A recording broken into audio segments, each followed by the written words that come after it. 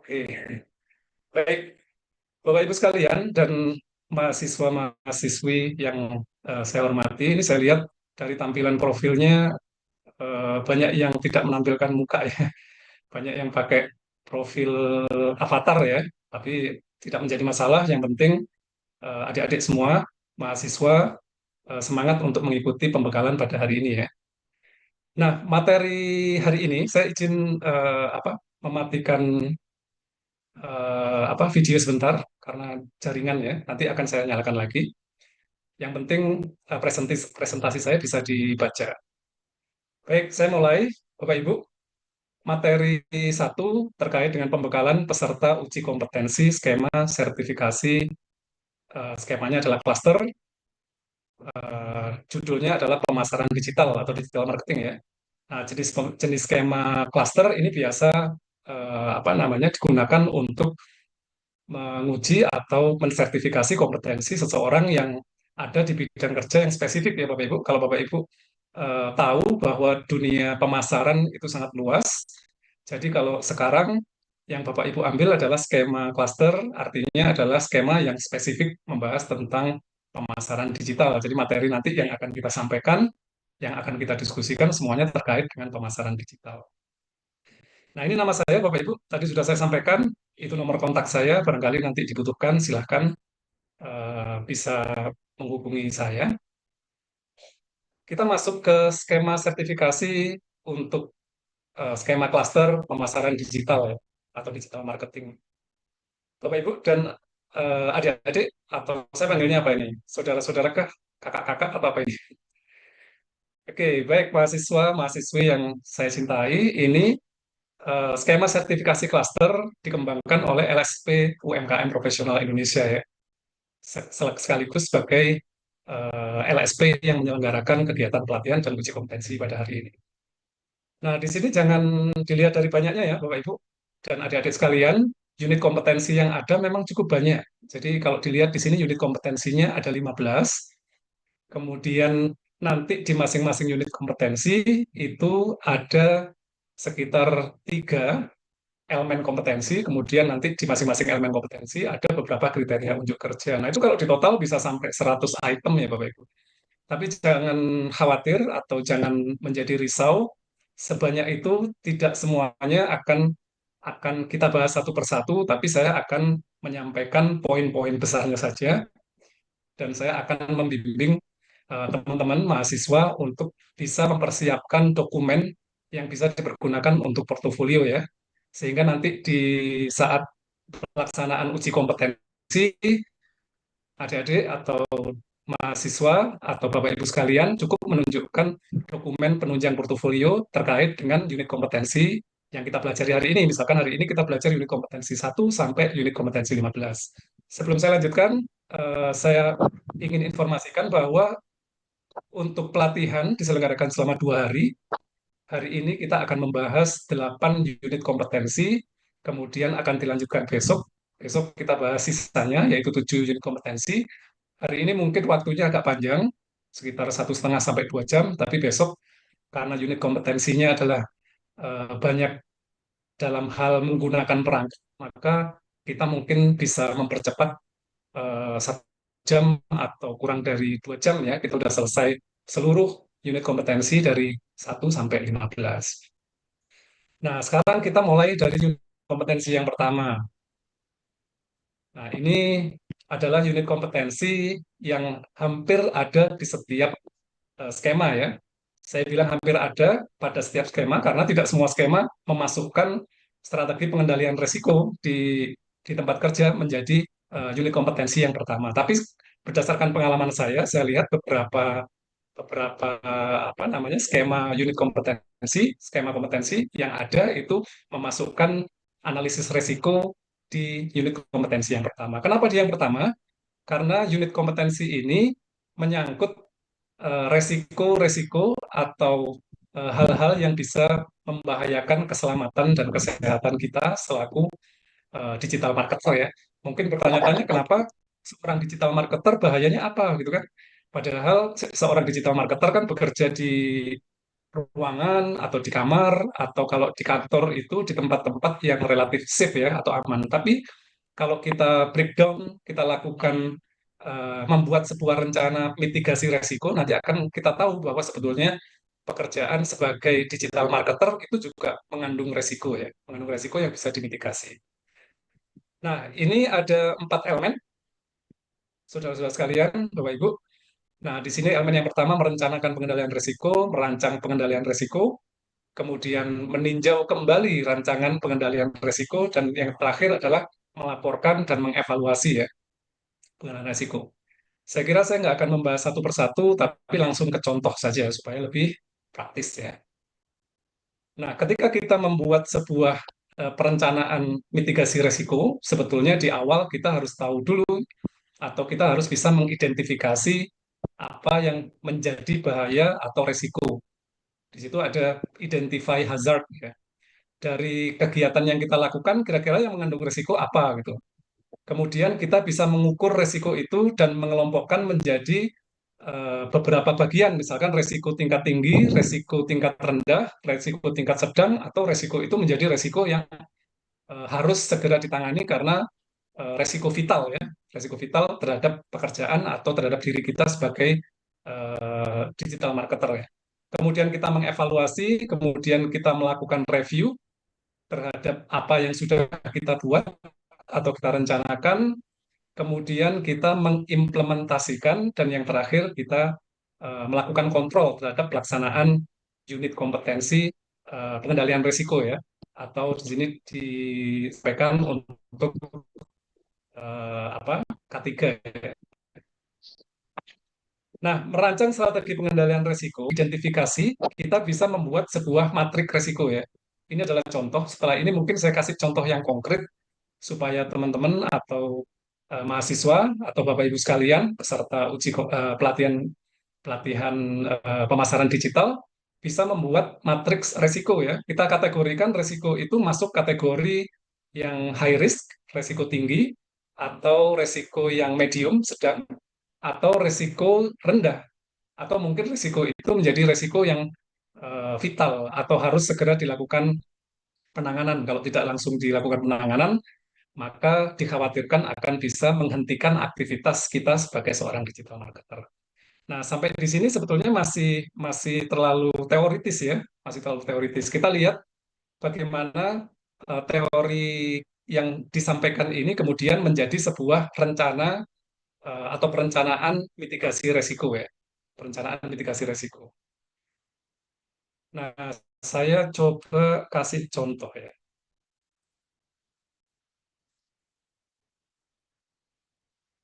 Oke. Nah, Bapak Ibu atau saudara-saudara yang kami hormati, kalau kita melihat sebuah rencana mitigasi resiko, kita akan menemui beberapa aspek resiko, kemudian kita menemui beberapa tingkatan resiko ya. Saya ambil contoh nih, yang pertama misalkan aspek resiko terkait dengan cedera ergonomis, ini terkait dengan tata letak apa namanya ruangan dan fasilitas penunjang ya, fasilitas penunjang. Nah, di sini kita tentukan aspeknya adalah desain tempat kerja misalkan. Resikonya adalah cedera ergonomis. Biasanya kalau seorang digital marketer itu penyakitnya ya kalau nggak nyeri punggung, nyeri leher, atau mah, itu kan penyakit yang umum ya untuk seorang digital marketer karena dia bekerja tanpa mengenal waktu dan dia banyak duduk daripada bergerak ya. Nah, kalau tipikalnya ini bisa kita kategorikan sebagai tingkat resiko medium atau tingkat resiko sedang ya. Dampaknya akan berdampak pada penurunan produktivitas. Nah, kita langsung aja di langkah mitigasinya. Sebetulnya di awal kita bisa langsung membuat sebuah langkah mitigasi terkait dengan rencana penanggulangan aspek yang pertama ya, untuk resiko yang pertama. Yang pertama kita menggunakan kursi yang nyaman, kemudian melakukan peregangan. Ini sebetulnya mungkin menurut adik-adik atau mahasiswa, kok digital marketer pakai peregangan kayak mau olahraga? Bukan seperti itu ya, karena memang kalau kita sebagai seorang profesional, kesehatan dan keselamatan kerja itu juga menjadi perhatian ya. Nah, perhatian. Kemudian mengatur posisi layar sejajar dengan mata atau tidak terlalu jauh atau tidak terlalu cerah dan seterusnya. Nah, mungkin kita langsung ke resiko yang menurut kita high risk ya. Kalau medium risk, teman-teman atau mahasiswa yang saya hormati ini mungkin melihat tidak terlalu penting untuk segera dilakukan penanganan. Nah, kalau di resiko-resiko yang mengandung tingkatan high risk atau resiko tinggi, ini di awal sebagai seorang digital marketer harus prepare, kita harus bisa mempersiapkan instrumen untuk bisa melakukan antisipasi atau mitigasi resiko ya. Yang pertama, Bapak Ibu atau mahasiswa yang saya hormati, di sini kita tahu ada namanya serangan cyber ya, atau berkaitan dengan cyber security atau keamanan cyber. Saya kira ini menjadi perhatian yang sangat vital ketika kita menjadi seorang digital marketer. Kenapa? Karena kita menjadi seorang digital marketer, kita memasuki ranah publik ya, ranah publik di mana di sana orang lain bisa mengakses data kita dan kita juga bisa mengakses data orang lain. Makanya ranah publik itu harus dibatasi ya, dibatasi atau diberikan pengamanan gitu ya, istilahnya pengamanan. Nah, terkait dengan cyber security, dampaknya itu nggak main-main, kehilangan data penting, pelanggaran privasi, dan seterusnya. Penyebabnya itu biasanya kita kurang aware atau kurang perhatian terhadap apa yang disebut dengan pengamanan mungkin tingkat dasar seperti pengamanan akun, kemudian bagaimana kita harus memisahkan akun pribadi dengan akun bisnis, kemudian bagaimana kita harus terus meningkatkan literasi terkait cybercrime atau cyber security ya, di mana pelanggaran terkait dengan keselamatan cyber atau serangan cyber ini setiap setiap apa namanya setiap tahun atau setiap waktunya terus terus mengalami peningkatan ya. Nah, salah satu langkah mitigasinya yang pertama kita harus memisahkan akun pribadi dengan akun bisnis. Teman-teman sekalian, tentunya saya selalu memperingatkan jangan kita menggunakan one akun for all ya, satu akun untuk semuanya. Jadi kita harus punya akun khusus untuk melakukan kegiatan di media sosial, kegiatan pemasaran atau kegiatan yang sifatnya explore, mencoba beberapa hal baru dan seterusnya, atau kita buat untuk browsing atau scrolling dan seterusnya, itu harus terpisah dengan akun pribadi. Jadi ini salah satu langkah mitigasi resikonya. Jadi teman-teman nanti bisa membuat sebuah perencanaan mitigasi resiko, kita kelompokkan kategorinya, terus kemudian kita buat langkah mitigasinya. Ini sudah saya buatkan beberapa dan nanti bisa langsung dicontoh atau bisa langsung dimodifikasi ya, karena lebih cepat kalau kita menggunakan ATM ya, amati tiru modifikasi, daripada kalau dijelaskan teman-teman akan membayangkan hal-hal yang belum tentu sama dengan apa yang saya jelaskan. Nah, ini beberapa hal yang penting sebetulnya kalau dibahas panjang. Sebetulnya seperti kalau kita kebiasaan browsing itu kan paling sering pakai akun akun yang login langsung ke browser ya, misalkan ke Google atau ke kalau misalkan pakai Edge atau Microsoft, kalau misalkan teman-teman pakai Microsoft itu kalau bisa dihindari. Jadi teman-teman bisa menggunakan akun-akun guest atau tamu atau bisa menggunakan VPN atau juga bisa menggunakan Ignacio Mode ya. Ignacio Mode itu adalah saat kita browsing kita menggunakan akun yang tidak terkoneksi langsung dengan akun kita, akun pribadi sehingga ketika ada sesuatu tidak langsung berimbas pada ini kita ya. Nah, ini ada beberapa resiko yang sebetulnya sudah pernah saya alami juga teman-teman sekalian, Bapak Ibu, karena saya pernah dapat teguran terkait dengan hak cipta ya, karena saya di samping mengajar, saya juga punya atau mengelola akun YouTube ya, dan mengelola akun sosial media. Dan salah satu konten di YouTube saya, ketika view-nya naik, hampir lebih dari 900.000 view, hampir 1 juta view, kemudian ada report, dan kemudian saya mendapatkan ini ya, eh, ukuran hak cipta yang menyebabkan konten itu harus di take down ya, diturunkan. Nah, ini salah satu resiko yang bisa diambil. Nah, ini saya cepat aja. Jadi untuk unit kompetensi yang pertama, Bapak Ibu atau mahasiswa, teman-teman sekalian bisa mempersiapkan yang namanya rencana mitigasi resiko ya. Nanti bisa diambil, ditiru atau dimodifikasi. Ini yang pertama. Kemudian kita masuk ke unit kompetensi yang kedua, Bapak Ibu. Mungkin nanti kita banyak diskusi aja ya, karena ini materinya cukup panjang. Nanti apa namanya host juga tolong saya diingatkan kalau waktunya terlalu lama atau terlalu panjang supaya saya tidak over apa namanya outside ya, melanggar batas waktu ya. Yang kedua, mengidentifikasi elemen pemasaran perusahaan. Kegiatan yang sering dilakukan dan memang berulang-ulang kali dan memang wajib dilakukan ya kegiatan-kegiatan terkait dengan segmenting, targeting, positioning. Kemudian kita juga mempelajari bauran pemasaran, kita juga mempelajari beberapa elemen-elemen dalam bauran pemasaran dan seterusnya. Nah, di sini ada tiga elemen kompetensi. Yang pertama adalah mengidentifikasi elemen strategi, yang kedua mengidentifikasi elemen taktik pemasaran, yang ketiga mengidentifikasi elemen nilai atau pemasaran perusahaan dalam value pemasaran perusahaan.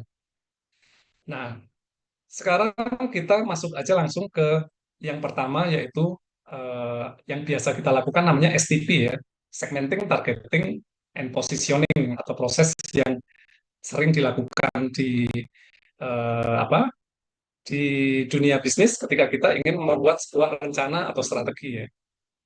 Nah, di sini teman-teman perlu untuk menguasai kompetensi membuat langkah-langkah atau membuat tahapan-tahapan STP ya, segmenting, targeting, positioning. Yang jelas segmenting itu membagi pasar berdasarkan karakteristik tertentu, silakan dibagi berdasarkan usia, berdasarkan penghasilan, berdasarkan wilayah, berdasarkan kebiasaan, berdasarkan lifestyle, dan seterusnya.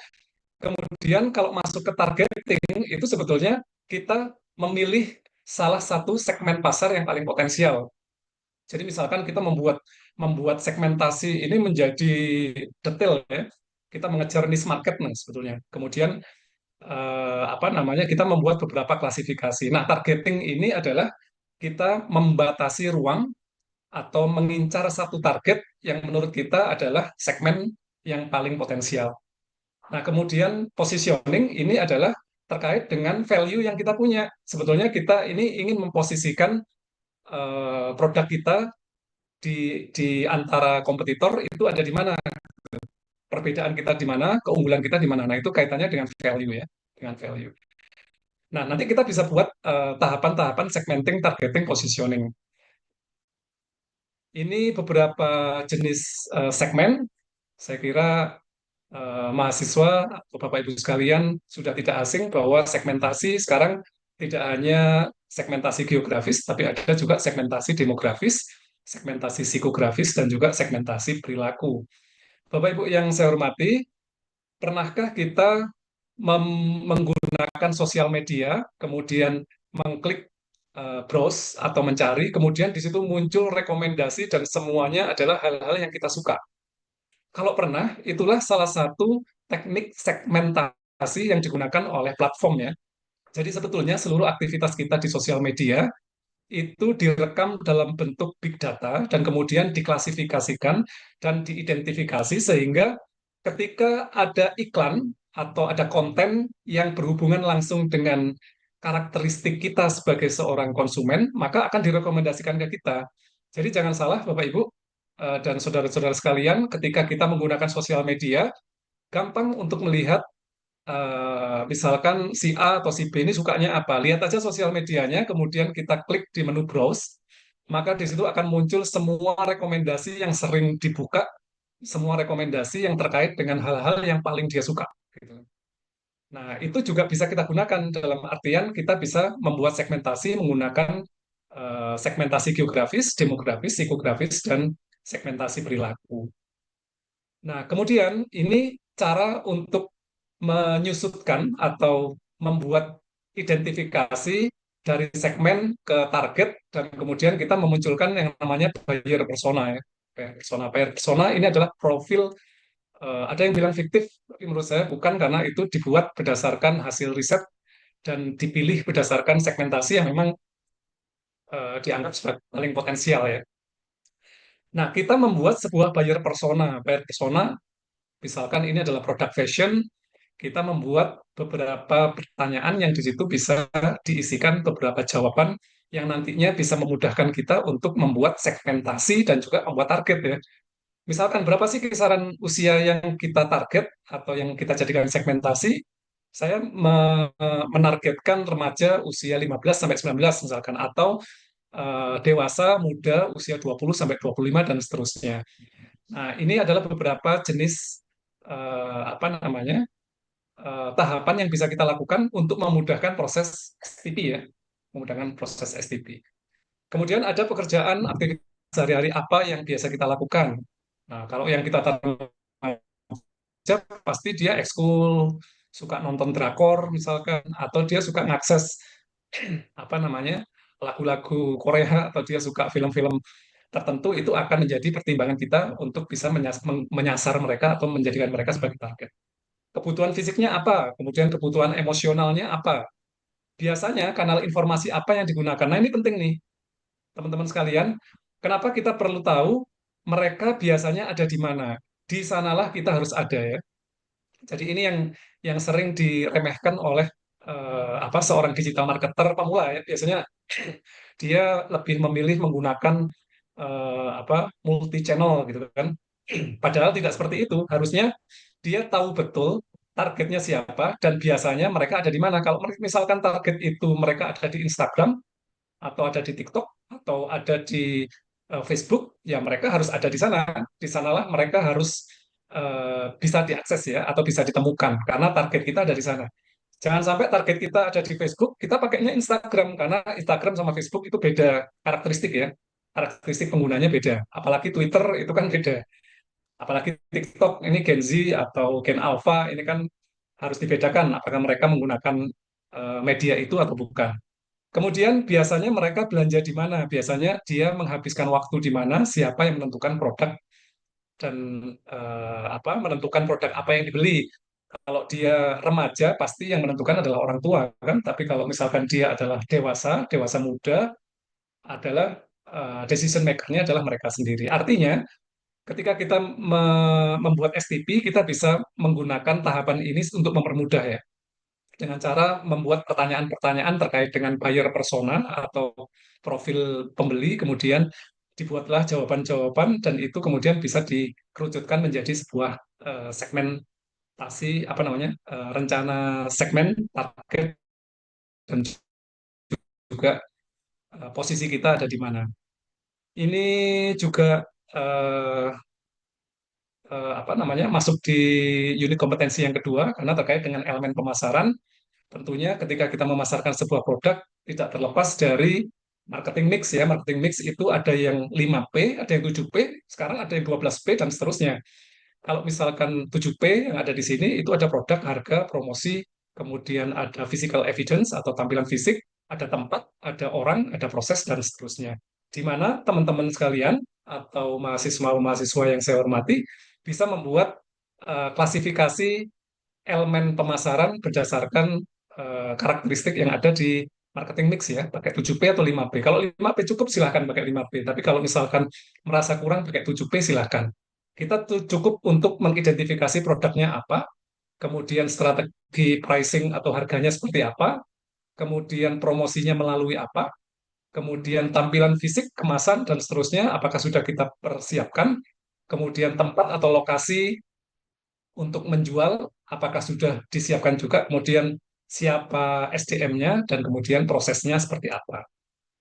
Ini gambaran singkat ya, nanti lebih mudah ketika ada contoh ya, nanti ada contoh membuat namanya profil produk, kita buat aja sederhana, yang dirasa bisa memenuhi atau mewakili kriteria-kriteria yang ada di setiap unit kompetensi. Jadi tidak tidak semua, tapi ini tetap saya bacakan semua karena memang tanggung jawab kita ketika akan memegang sertifikat kompetensi sebagai seorang pemasar digital harus tahu semua. Makanya saya sampaikan semua, nanti terkait dengan tugas kita akan bicarakan kemudian ya, contohnya seperti apa, atau kemudian bagaimana tugasnya dan seterusnya. Marketing mix, strategi pemasaran yang digunakan untuk menggabungkan beberapa elemen pemasaran. Kemudian, eh, teman-teman sekalian, mahasiswa tentu nggak asing dengan yang namanya BMC ya, BMC atau Business Model Canvas. Ini juga bisa digunakan untuk melengkapi portofolio Anda, kalau misalkan memang disyaratkan. Tapi kalau misalkan nantinya BMC tidak disyaratkan, ya kita kerjakan apa yang disyaratkan itu aja ya. Tapi kalau menurut saya BMC ini tidak akan lepas dari perencanaan model pemasaran atau strategi pemasaran ya. Karena di sana di BMC di sini kita benar-benar sudah merencanakan saluran atau medianya menggunakan apa, kemudian kita juga melihat di situ value-nya apa, kemudian medianya apa yang digunakan, kemudian di situ juga sudah memperhatikan cost structure-nya ya, apa-apa saja yang mengakibatkan cost atau biaya, dan itu harus dipertimbangkan. Siapa saja yang akan dijadikan partner atau mitra kerjasama, kemudian di situ ada beberapa hal terkait dengan aktivitas yang dilakukan dan key resources ya, atau sumber daya yang kita sudah punya atau yang kita belum punya dan perlu diadakan. Nah, ini untuk BMC, silakan kalau misalkan sudah punya, itu disimpan saja, siapa tahu nanti bisa dijadikan apa namanya, tambahan atau pelengkap ketika dilakukan apa namanya, penilaian portofolio ya. Nanti mungkin ada beberapa yang bisa kita tambahkan, apakah menggunakan perencanaan mitigasi resiko tadi bisa dimasukkan, atau menggunakan analisis BMC atau Business Model Canvas. Nah, ini kita masuk ke unit yang ketiga, yaitu melaksanakan komunikasi efektif ya, melaksanakan komunikasi efektif. Nah, di unit yang ketiga ini ada dua elemen. Yang pertama, mengidentifikasi model atau gaya komunikasi seorang pelanggan. Yang kedua, melaksanakan komunikasi langsung menggunakan bahasa verbal atau non-verbal. Nah, sebagai seorang digital marketer, kita harus bisa dua-duanya. Apakah komunikasi menggunakan tulisan, ataukah komunikasi menggunakan bahasa tubuh, ataukah komunikasi menggunakan gesture atau attitude, apa namanya, gerak tubuh, atau juga melalui desain atau gambar yang sudah kita buat, kemudian diposting dan diberikan deskripsi yang menarik untuk bisa dipergunakan sebagai tools pemasaran ya. Nah, untuk yang pertama, mengidentifikasi model gaya komunikasi seorang pelanggan, kita perlu tahu gaya komunikasi pelanggan itu seperti apa, karena setiap individu punya gaya komunikasi sendiri-sendiri. Jadi, setiap individu itu unik ya, kalau di ilmu komunikasi. Kebetulan saya untuk S1 itu ambil di jurusan periklanan di komunikasi video, audiovisual ya. Jadi ada di jurusan komunikasi tapi mengambil konsentrasinya di audiovisual atau periklanan ya. Nah, di situ diajari bagaimana cara mengidentifikasi gaya komunikasi seorang pelanggan. Pelanggan tertentu hanya bisa didekati dengan menggunakan gaya komunikasi tertentu. Jadi tidak bisa kita mendekati seseorang dengan menggunakan gaya komunikasi kita tanpa harus mempertimbangkan mereka ini masuk kategori yang seperti apa. Jadi ada banyak banyak kriteria yang harus kita pertimbangkan ya. Yang kedua, pemilihan kata-kata saat berkomunikasi, bahasa tubuh dan ekspresi tentunya jelas. Kemudian tata penampilan seperti apa, kemudian komunikasi antara pelanggan dan staf seperti apa. Bapak, Ibu, dan saudara-saudara sekalian, saya ingin menyampaikan bahwa komunikasi efektif itu penting.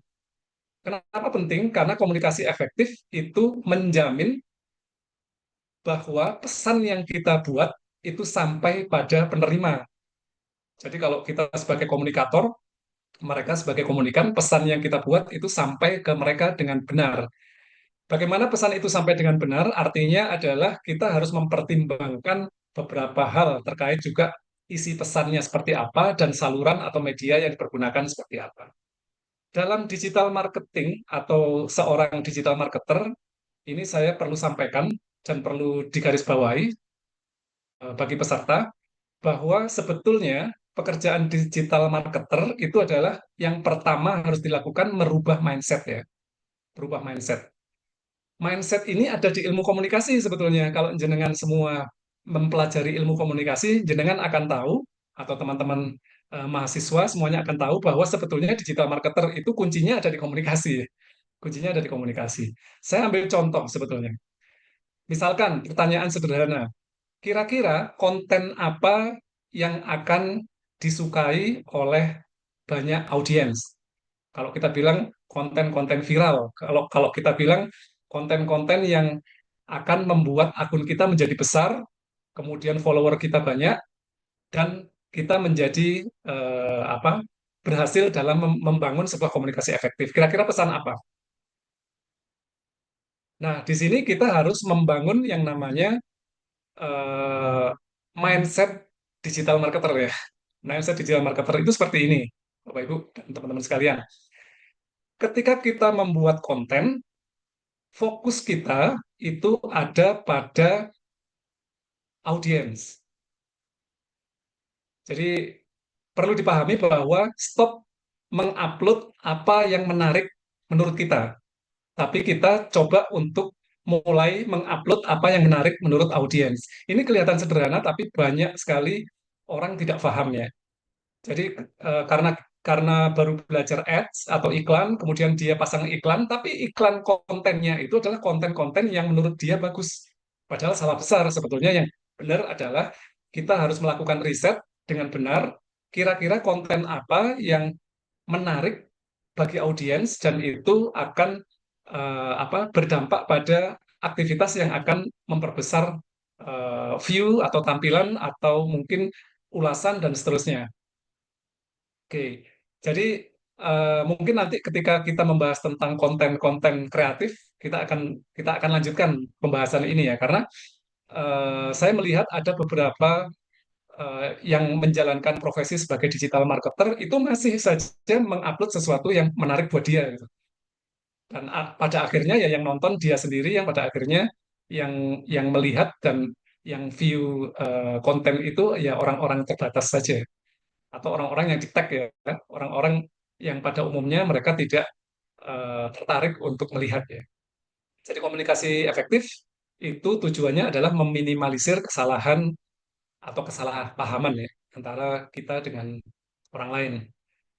Ini ada beberapa gaya komunikasi, saudara-saudara sekalian, mahasiswa yang saya hormati, Bapak Ibu, bahwa sebetulnya komunikasi ada banyak gayanya, tapi ini cuman ada 4 contoh ya, 4 contoh. Nah, 4 contoh ini sebetulnya kurang mewakili, tapi karena memang waktunya pendek, kita ya sudah pakai 4 contoh. Ada orang itu yang punya gaya komunikasi pasif. Pasif itu cenderung diam, bahasa tubuhnya itu selalu menutup diri, kemudian dia tidak pernah mendominasi pembicaraan. Dia orangnya pasif ya, diam, kemudian cenderung menghindari keramaian dan seterusnya. Orang-orang seperti ini justru adalah orang-orang yang aktif di media sosial. Bapak Ibu perlu ketahui bahwa sebetulnya perilaku kita di dunia nyata dengan perilaku kita di dunia digital itu kadang berbanding terbalik. Ketika kita di dunia nyata adalah seorang yang pemalu, kurang percaya diri, ketika kita sudah berada di dunia maya, dia menjadi orang-orang yang aktif dan orang-orang yang sama sekali berbeda dengan pribadi dia ketika di dunia nyata. Tapi ini tidak bisa ditarik kesimpulan secara keseluruhan. Mungkin ada beberapa yang seperti itu ya. Ada juga tipikal yang agresif. Agresif ini kalau kita lihat, kalau kita punya postingan, mereka suka memotong, mereka suka ngasih ulasan, menghujat. Tentunya adik-adik, mahasiswa, dan Bapak Ibu sekalian sering melihat ulasan-ulasan atau komen-komen yang sifatnya menghujat, memojokkan, mendiskreditkan, atau menjelek-jelekan eh, apakah itu konten ataukah pribadi dari seseorang yang menerbitkan konten. Nah, kita lihat dari sisi apanya dulu nih. Kalau lihat dari sisi kemanusiaan, mungkin menurut kita jelek ya. Tapi kalau Bapak Ibu belajar lebih jauh terkait dengan SEO atau Search Engine Optimization, mesin itu sebetulnya kurang bisa mengidentifikasi apakah ulasan itu arahnya ke negatif atau positif ya. Dalam artian banyak orang itu yang menempuh viral di sisi negatif ya. Karena viral di sisi negatif mereka juga viral gitu. Mereka juga akan muncul di beranda, mereka juga akan FYP, mereka juga akan eh, apa memperoleh banyak follower dan seterusnya. Jadi kalau kita belajar tentang algoritma atau bahasa mesin sebetulnya tidak diidentifikasi secara tegas apakah ulasan itu positif atau negatif ya. Sepanjang trafficnya tinggi, sepanjang ulasan itu banyak komenan dan seterusnya, itu akan menciptakan traffic yang akan mempertinggi atau memperbaiki kinerja konten ya, kinerja konten. Tapi kalau saran saya, ketika kita ada di bisnis UMKM, jangan main di sisi negatif ya, tapi kita main di sisi positif. Ada pasif agresif, ada asertif. Kalau yang paling baik ya asertif ya. Asertif itu mereka jujur, terbuka, open minded, mereka enak diajak bicara dan seterusnya. Nah, segmen mana, jenis gaya mana yang akan kita target ketika kita menggunakan sosial media? Kalau saran saya semuanya kita target karena tadi ya sebetulnya orang pasif pun ketika bersosial media itu mereka kadang-kadang agresif ya, kadang-kadang mereka aktif dan tidak sama dengan ketika ada di dunia offline ya atau dunia apa nyata bukan dunia digital. Itu kemudian kita masuk ke unit kompetensi yang keempat. Di sini kita melakukan pendekatan kepada calon pelanggan potensial.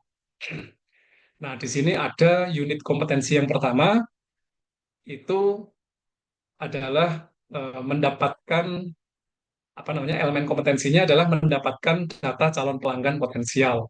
Kemudian yang kedua ada menghubungi calon pelanggan potensial. Nah, di sini jelas di KUK atau kriteria unjuk kerjanya adalah seorang digital marketer harus memiliki kompetensi melakukan apa namanya penggalian data yang terkait dengan pelanggan ya, yang terkait dengan pelanggan. Bisa menggunakan referral atau non referral yang dilakukan. Jadi referral itu menggunakan sistem referensi mereka-mereka yang sudah pernah menggunakan jasa atau mengkonsumsi produk kita, mereka kita gandeng dan kita jadikan ujung tombak pemasaran ya untuk menyebarluaskan hal-hal positif terkait dengan produk kita. Kalau non referral ya kita coba untuk mencari unique apa namanya viewer atau unique customer, mereka yang baru benar-benar baru masuk atau benar-benar baru melihat konten kita sehingga kita bisa memperoleh dua sumber ya dari referral atau non referral. Di sini ada data pelanggan cepat, akurat dan seterusnya. Bapak Ibu dan saudara-saudara sekalian, mahasiswa yang saya hormati, eh, mungkin pernah kita belanja kemudian diminta nomor telepon atau diminta untuk mengisi form ya. Nah, itu adalah hal-hal terkait dengan bagaimana mereka menghimpun data-data pelanggan yang kemudian nanti data-data itu mereka pergunakan untuk mendukung atau untuk apa namanya menjadi menjadi hal penting dalam merencanakan sebuah iklan ya. Jadi mereka menjadi target-target yang akan kita kenakan atau kita terpa dengan iklan gitu. Kemudian di sini ada kontak melalui media komunikasi, ada melalui telepon, ada mahasiswa yang saya hormati, Bapak Ibu sekalian, peserta kegiatan pelatihan dan pembekalan untuk uji kompetensi, perlu diketahui bahwa yang namanya email marketing atau SMS marketing itu kalau dalam dalam kacamata apa namanya dunia periklanan itu tidak dibenarkan ya Bapak Ibu. Jadi sebetulnya kegiatan-kegiatan atau aktivitas-aktivitas menyebar pesan secara massal dan itu kita tujukan kepada orang yang sama sekali tidak kita ketahui, jumlahnya ribuan, kemudian itu disebut sebagai marketing. Sebetulnya bagi orang-orang digital marketer itu bukan marketing ya. Jadi spam is not marketing, Bapak Ibu. Jadi kalau kita suka melakukan spam, siapa nih yang di grup suka tiba-tiba setiap pagi memuncul pesan yang sama, nanti siang pesan yang sama lagi, sore pesan yang sama lagi. Nah, itu termasuk kategori spamming ya. Kalau misalkan itu kemudian menjadi hal yang membuat orang lain terganggu atau membuat orang lain tidak nyaman yang ada di dalam grup. Nah, sebetulnya, Bapak Ibu sekalian, kalau kita pelajari digital marketing dengan benar, kita dilarang untuk melakukan spamming karena itu nanti akan berimbas pada keselamatan akun kita. Karena kalau misalkan ada report atau ada apa namanya laporan, kita bisa kehilangan akun ya, bisa di-ban atau mungkin akun kita akan masuk ke get kontak itu dinamai dengan hal-hal yang kita tidak suka gitu. Siapa yang suka cek get kontak tuh? Jadi nanti akun kita namanya bukan lagi nama kita, tapi ditulis di situ penipu atau banyak omong atau tukang spam dan seterusnya, itu akan merugikan kita ya. Nah, di sini ada jadwal pertemuan meeting dengan calon pelanggan dan seterusnya. Nah, ini adalah tipe data yang bisa kita himpun dari konsumen. Sebetulnya ini kalau dalam dunia akademis tidak asing, kita berkenalan dengan yang namanya data kuantitatif dan data kualitatif ya. Minimal kita punya data kuantitatif ya, minimal. Jadi minimal kita punya yang namanya data identifikasi konsumen. Siapa orang yang pernah beli di kita atau siapa orang yang pernah menggunakan jasa kita. Itu minimal ya. Minimal kita punya datanya. Sehingga ketika kita punya program promosi atau kita ingin menawarkan sesuatu atau kita ingin mengajak mereka untuk menjalin kedekatan dengan cara meningkatkan engagement, itu kita tidak kesulitan karena kita punya database terkait dengan siapa yang pernah menggunakan dan siapa yang pernah eh, apa namanya membeli di tempat kita ya. Jadi data yang dasar basic itu sebetulnya data kuantitatif data ya. Kuantitatif itu terkait dengan identitas, kalau kuantitatif data terkait dengan jumlah mereka beli, apa yang mereka beli, periode yang mereka beli, dan seterusnya. Itu kalau dimunculkan dalam bentuk grafik, itu akan memudahkan kita untuk melihat karakter atau mengidentifikasi mereka masuk kategori apa namanya pembeli yang seperti apa. Itu nanti kita bisa kategorikan. Nah, data pelengkapnya adalah data-data terkait dengan kualitatif data atau deskriptif data. Kalau data kualitatif dan deskriptif, ini cara mengumpulkannya berbeda ya. Kalau data kuantitatif, kita mengumpulkannya menggunakan beberapa formulir, misalkan, atau kita menggali data secara langsung, atau kita meminta mereka untuk mengisi data pembeli ketika mereka setelah melakukan pembelian. Tapi kalau data kualitatif ini biasanya dilakukan dengan cara pendekatan-pendekatan yang lebih personal, lebih mendalam, dan sifatnya itu pendekatan personal ya kepada setiap pembeli atau setiap konsumen yang kita punya.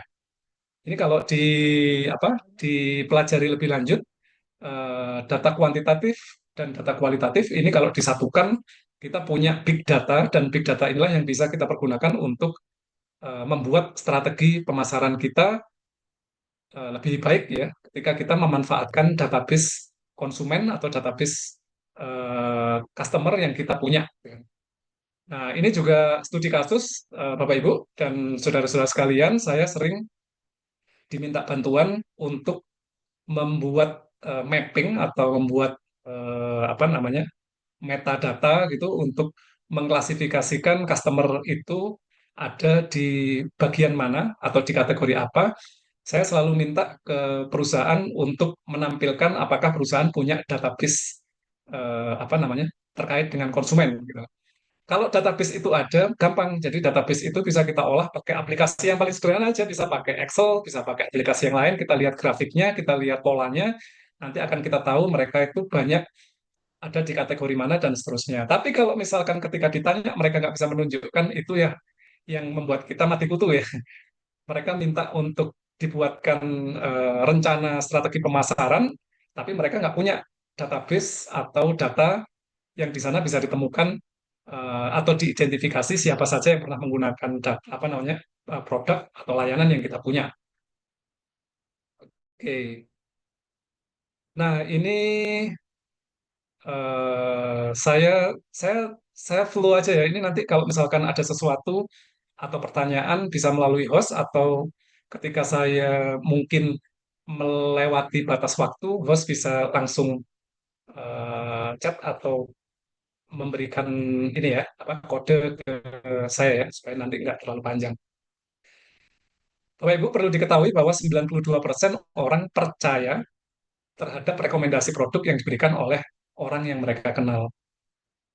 Ini yang menerbitkan Nielsen. Nielsen itu adalah sebuah lembaga yang biasa melakukan riset pemasaran ya. Kebetulan saya pernah bekerja di Nielsen yang pada saat itu diminta untuk membuat preferensi atau membuat apa namanya eh, metadata terkait dengan pengguna produk tertentu ya. Jadi Ini Nielsen ini turun ke masyarakat, turun ke desa-desa, turun ke kampung-kampung, dan mereka menghimpun data dan kemudian mereka menyimpulkan. Ini ada kesimpulan bahwa 92% orang percaya terhadap rekomendasi produk yang diberikan oleh orang yang mereka kenal. Artinya, di dalam dunia digital marketer, sebetulnya ujung tombak pemasaran selain kita sendiri sebagai seorang digital marketer, yang kedua adalah orang-orang yang pernah menggunakan, memanfaatkan, atau membeli produk kita. Sebetulnya mereka itu adalah bisa dijadikan tenaga pemasar potensial ya. Jadi teman-teman tentu pernah melihat di grup WA misalkan ada yang pasang status sedang makan di mana, atau sedang mengunjungi apa, atau sedang berada di tempat seperti apa, itu secara otomatis nggak usah nunggu waktu. Biasanya kita langsung chat yang bersangkutan itu di mana gitu. Atau kalau makanan pasti kita chat lagi, enak nggak, mahal nggak, dan seterusnya. Itu kalau misalkan berjalan dengan baik, sebetulnya referensi atau atau apa namanya ulasan positif itu akan bisa memperbaiki kinerja pemasaran kita ya, pemasaran kita. Nah, ini ada beberapa karakter konsumen potensial. Ada yang bersifat inovator, orang-orang yang suka hal-hal baru. Kalau ada merek baru langsung beli. Kalau ada Apple generasi terbaru langsung langsung nabung atau langsung langsung tertarik. Itu orang-orang yang memang tipikal-tipikal yang memiliki potensi senang mencoba hal-hal baru ya. Ada juga loyal customer, orang yang setia pada satu merek saja. Ini juga bisa kita manfaatkan. Ketika mereka loyal, artinya mereka akan dengan senang hati merekomendasikan produk kita ke orang lain ya. Ada tipikal perfeksionis, semuanya harus sempurna. Ini tipikal-tipikal kalau orang beli pasti tanyanya banyak. Jadi kalau tanya baju itu bahannya seperti apa, modelnya seperti apa, warnanya seperti apa, kemudian banyak hal yang akan dia tanyakan karena dia tipikal orang perfeksionis ya. Ada impulsive buyer, ini adalah orang-orang yang banyak dimanfaatkan, mereka-mereka yang suka membeli tanpa perencanaan ya. Jadi kalau ke mall, mereka awalnya berencana untuk apa, ternyata pulangnya bawa apa. Itu kan untuk yang mereka-mereka yang punya karakteristik impulsif ya, atau membeli hal-hal yang sebetulnya tidak terlalu dibutuhkan. Kemudian ada the bargain hunter, orang-orang yang suka mencari diskon, itu lari kemanapun, asalkan lagi diskon, lagi flash sale, dia ada di sana gitu kan. Ada yang skeptik, dia nggak terlalu tertarik dengan hal-hal baru. Ada juga yang trendsetter, orang-orang yang memang influencer yang memiliki gaya hidup yang dilihat inovatif, trendy, atau orang-orang yang suka flexing ya, sehingga dilihat menjadi panutan bagi orang lain untuk diikuti seperti itu. Oke, nah ini kita masuk ke unit kompetensi yang kelima ya. Yang kelima.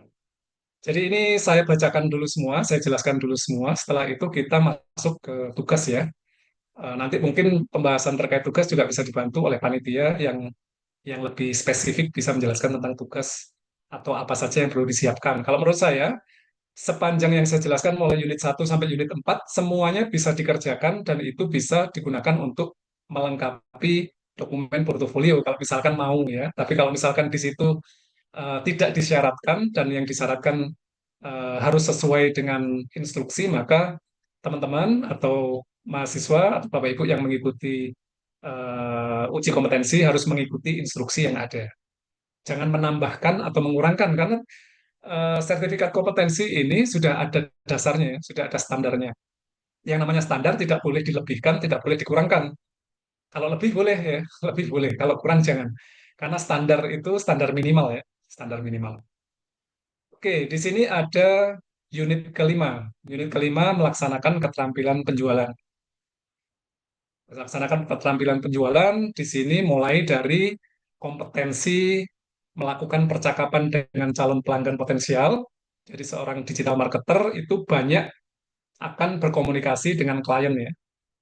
Jadi kalau di skema ini memang dianggap kita sebagai seorang profesional di digital marketer. Tentunya kita tidak hanya mengerjakan project yang kita punya, tapi kita juga akan berhubungan dengan klien atau orang lain yang bisa memanfaatkan kompetensi kita sebagai seorang digital marketer. Yang kedua adalah melaksanakan penggalian kebutuhan atau probing. Ini ada beberapa teknik ya. Kemudian yang ketiga ada melaksanakan presentasi penjualan. Kemudian yang keempat ada melaksanakan penanganan terhadap keberatan pelanggan. Yang kelima melaksanakan negosiasi dan yang keenam adalah memfasilitasi komitmen pembelian atau closing. Kalau kita biasa di dunia marketing, ini adalah hulu hilir ya, mulai dari kita memulai atau melakukan prospek sampai pada tahap akhir ketika kita bisa melakukan closing dengan baik ya. Jadi kalau dalam dunia digital marketing atau seorang tenaga pemasaran itu kadang-kadang ada orang yang pinter membuka tapi nggak bisa closing tuh. Tapi ada juga orang yang biasa-biasa aja tapi closingnya banyak. Jadi mereka memang spesialisasi memiliki keunggulan di bidang teknik closing ya, teknik closing atau teknik negosiasi. Nah, ini di unit yang kelima dipelajari semua, melaksanakan keterampilan penjualan mulai dari yang pertama membuka percakapan dengan calon pelanggan sampai pada unit yang terakhir, elemen yang terakhir di situ memfasilitasi komitmen pembelian atau closing. Nah, ini sedikit skill yang harus dikuasai oleh salesperson atau seorang yang aktif di pemasaran. Jadi, teman-teman sekalian, Bapak Ibu, kita harus seimbang antara hard skill dan soft skill. Hard skill itu terkait dengan aspek-aspek teknis seperti mengoperasikan, kemudian menggunakan teknologi, kemudian melakukan riset, kemudian pengetahuan standar kita terhadap sebuah produk atau product knowledge, dan bagaimana cara kita untuk berkomunikasi atau melakukan prospek terhadap calon pembeli. Tapi kalau soft skill ini terkait dengan personality ya. Bagaimana seorang penjual itu harus memiliki kemampuan di bidang komunikasi yang baik, kemudian mampu menjadi pendengar yang baik, kemudian dia juga memiliki disiplin yang tinggi, manajemen waktu, berpikir kritis, dan di situ ada persuasi dan negosiasi. Nah, kalau dilihat dari beberapa skill yang memang harus dikuasai, ini sebetulnya bisa diambil kesimpulan bahwa hard skill dan soft skill ini nggak bisa dipisahkan ya. Ada orang yang menonjol di hard skill, tapi soft skill-nya kurang, itu akan berpengaruh pada tingkat penjualan yang dia hasilkan. Karena secara teknis dia menguasai, tapi secara personality dia tidak menguasai ya. Dalam artian dia tidak memiliki personality yang baik sebagai seorang digital marketer. Begitu pula sebaliknya, kita memiliki personality yang baik, tapi kita tidak menguasai teknologi, nggak ngerti cara pakai sosial media, kemudian kita juga dalam tanda kutip gaptek, itu juga nggak bisa dibenarkan ya, dalam artian eh, dalam hal ini kita harus seimbang antara hard skill dan soft skill. Baik, kita masuk ke apa namanya 5 skill yang harus dimiliki oleh seorang sales ya, yang harus dimiliki oleh seorang sales. Ini masih terkait dengan hard skill dan soft skill tadi sebetulnya. Situ ada terkait dengan emotional intelligence, ada time management tadi sudah disebutkan. Menjadi seorang independent thinker atau orang yang bisa mengambil keputusan di saat yang tepat. Kemudian ada eh, kemampuan kita dalam storytelling ya. Nah, mungkin yang kita garis bawahi yang bawah ya storytelling ya, karena storytelling ini menjadi salah satu konten yang sekarang paling banyak view-nya, paling banyak penontonnya atau traffic-nya paling tinggi.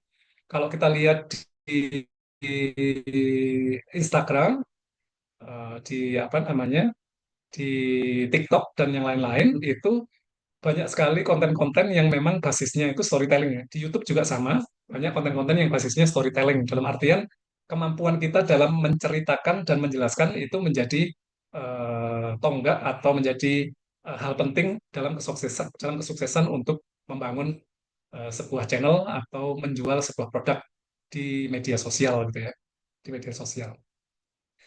Ada five must-have skills for modern sales specialist. Ini sebetulnya masih terkait dengan yang pertama tadi ya.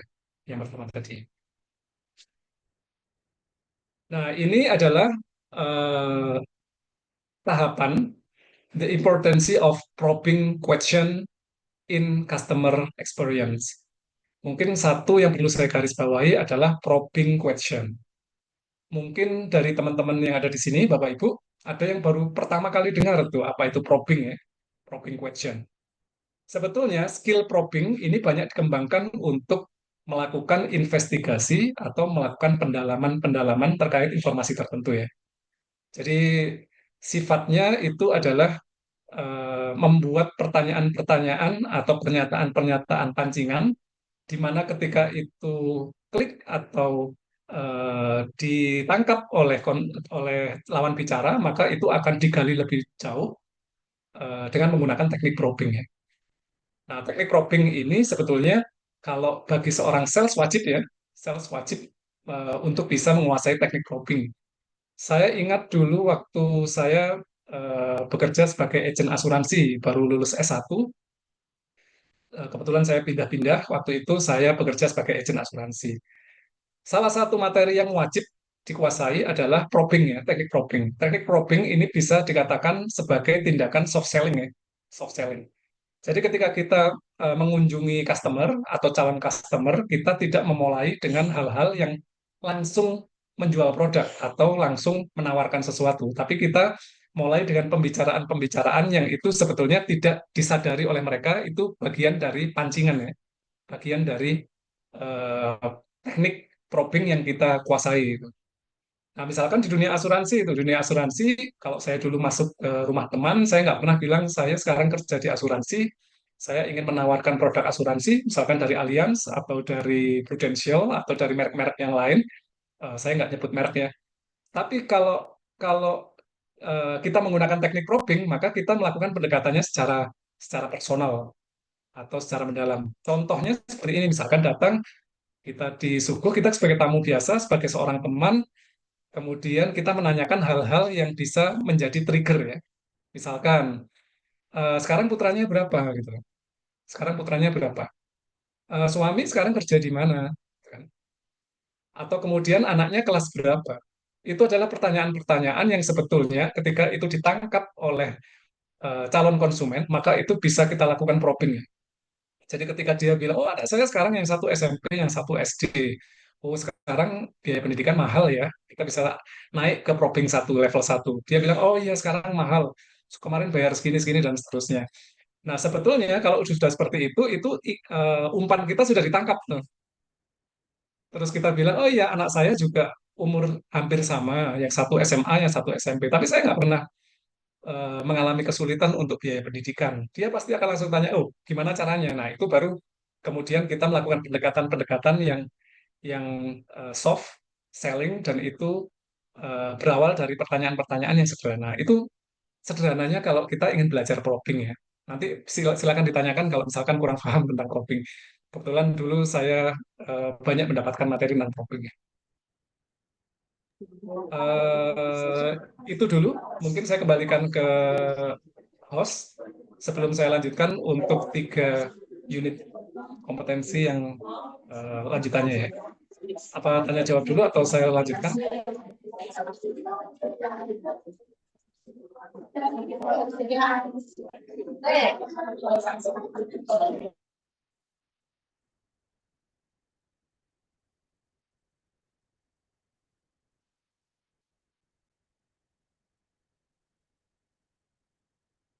Gimana host?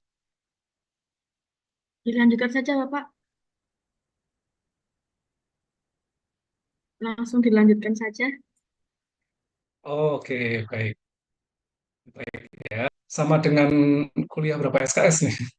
Saya lanjutkan ya. Mudah-mudahan tidak terlalu teori karena nanti kita coba breakdown atau kita coba terapkan apa yang kita pelajari hari ini dalam bentuk yang lebih konkret ya, yaitu dalam bentuk tugas. Apakah nanti tugasnya berupa product planning Oh, atau ya. tugasnya berupa membuat proposal bisnis atau bisnis plan nanti akan dijelaskan di akhir ya. Sehingga nanti tugas-tugas itu bisa digunakan untuk menunjang penilaian portofolio saat Bapak Ibu atau saudara-saudara sekalian mengikuti uji kompetensi. Kalau nggak salah hari apa itu? Hari Sabtu atau hari Minggu ya? Nanti saya dikonfirmasi lagi ya. Nah, baik, saya lanjutkan, Bapak Ibu. Mohon maaf, saya off-kan sedikit eh, apa namanya video saya. Takutnya jaringan kurang bagus ya.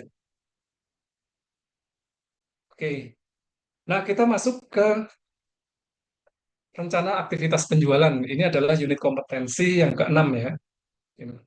Jadi selain skill dalam hal komunikasi, kemudian skill dalam membuat perencanaan mitigasi risiko, kemudian skill dalam melakukan beberapa perencanaan pemasaran, kita juga harus memiliki skill dalam membuat rencana aktivitas penjualan. Hanya ada dua di sini. Yang pertama melaksanakan pengelolaan waktu, yang kedua melaksanakan pengelolaan teritori ya. Waktu terkait dengan eh, timeline atau kapan itu akan dilakukan, sedangkan teritori itu terkait dengan di wilayah mana kita akan melakukan promosi atau kita akan apa melakukan beberapa aktivitas terkait dengan menjual sesuatu atau menawarkan sesuatu. Nah, di kriteria unjuk kerja, sekali lagi Bapak Ibu dan saudara-saudara sekalian, mahasiswa yang saya hormati, yang disebut kriteria unjuk kerja adalah indikator yang dipergunakan ketika Bapak Ibu nanti mengikuti uji kompetensi atau mengikuti sertifikasi kompetensi ya. Jadi itulah yang akan dijelaskan secara visual. Apakah nanti bentuknya dalam bentuk checklist kegiatan? Kalau Bapak Ibu sudah membuat beberapa dokumen portofolio, nanti akan dilakukan checklist. Apakah dokumen mencukupi atau tidak mencukupi, atau nanti bisa dilakukan sedikit wawancara atau interview di mana Bapak Ibu dan saudara-saudara sekalian bisa menjelaskan secara langsung kepada asesor terkait dengan tugas yang dibuat ya. Jadi ada tiga kemungkinan nanti, mungkin nanti lebih jelas akan dijelaskan oleh tim dari TUK atau dari RSP. Biasanya ada tiga. Yang pertama bisa melalui portofolio, checklist, kemudian bisa juga melalui wawancara. Yang ketiga juga bisa melalui demonstrasi. Kalau misalkan kita meminta Bapak Ibu atau adik-adik mahasiswa untuk mendemonstrasikan atau melakukan atau meragakan sesuatu yang itu terkait dengan unit kompetensi yang disyaratkan dalam standar kompetensi ya. Nah, ini unit kompetensi yang keenam, menyusun rencana aktivitas penjualan. Tadi kita membuat daftar target pekerjaan harian, kemudian membuat prioritas pekerjaan, kemudian kita membuat teritori atau batasan wilayah, kemudian kita bisa membuat rencana kunjungan. Ini sebetulnya kalau di dunia digital marketer, ini bukan berkunjung secara fisik ya. Jadi teman-teman jangan menganggap bahwa merencanakan kegiatan kunjungan ini kita harus door to door ke pintu, dari pintu ke pintu, bukan ya. Dalam artian kita bisa melakukannya dengan menggunakan teknologi ya, dengan teknologi digital. Itu. Kemudian ini adalah eh, strategi plan-nya atau perencanaannya. Sales plan atau perencanaan penjualan adalah rencana penjualan yang menjelaskan tujuan, strategi, target, dan seterusnya. Fungsinya adalah digunakan untuk peta jalan ya atau roadmap. Jadi Bapak Ibu kalau melakukan kegiatan digital marketing atau sebagai seorang digital marketer secara profesional, tidak akan melakukan kegiatan apapun tanpa rencana ya. Jadi semuanya harus terencana. Rencananya itu bisa berupa eh, strategi plan atau bisa juga berupa roadmap atau juga bisa berupa diagram alur yang menyebabkan mulai tahap pertama sampai terakhir apa yang harus kita lakukan sehingga kegiatan kita terencana dan hasilnya lebih maksimal. Yang pertama di situ ada revenue target ya. Revenue target itu sebetulnya target target penghasilan atau target revenue yang kita yang kita buat itu sebetulnya ada di rentang berapa atau range berapa. Kemudian kita juga membuat yang namanya sales target. Jadi kalau revenue target terkait dengan finansial atau keuangan, kalau sales target terkait dengan jumlah terjual ya, jumlah terjual.